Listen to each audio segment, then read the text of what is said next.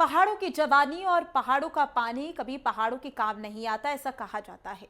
लेकिन आज उत्तराखंड इस कहावत को बदल रहा है। देवभूमि ने पर्यटन के नक्शे पर एक ऐसी छलांग लगाई है कि दुनिया देखती रह गई। राज्य गठन के बाद पहली बार पर्यटकों का आंकड़ा 6 करोड़ के पार पहुंच गया है। हरिद्वार की गंगा आरती से लेकर केदार घाटी की चोटियों तक और मसूरी की वादियों से लेकर मुनस्यारी की बर्फीले रास्तों तक हर जगह सिर्फ और सिर्फ सैलानी नजर आ रहे हैं। आखिर कैसे उत्तराखंड बना पर्यटकों की पहली पसंद और क्या है वो आंकड़े जो पूरी दुनिया को चौंका रहे हैं, इस खास रिपोर्ट में देखिए।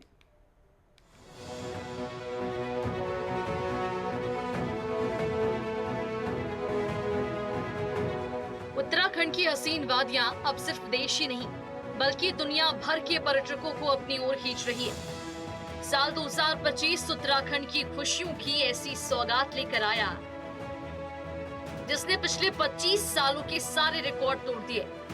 पहली बार देवभूमि की पावन धरती पर 6 करोड़ से ज्यादा पर्यटकों और तीर्थयात्रियों ने दस्तक दी। ये सिर्फ एक आंकड़ा नहीं बल्कि उत्तराखंड की बढ़ती साख और बेहतर होती सुविधाओं की गवाह है।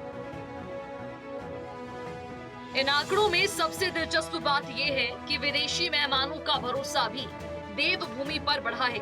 करीब 2 लाख विदेशी सैलानियों ने उत्तराखंड का दीदार किया। वहीं अगर जिलों की बात की जाए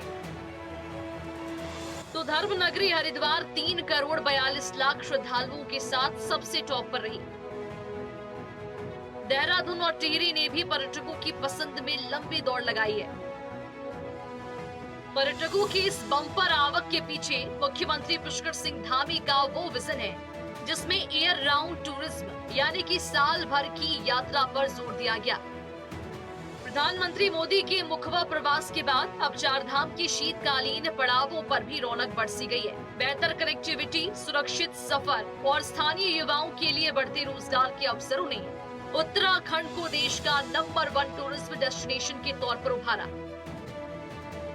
पर्यटन हमारी अर्थव्यवस्था की रीढ़ है। हम साल भर पर्यटन पर जोर दे रही हैं ताकि युवाओं को 12 महीने रोजगार मिले।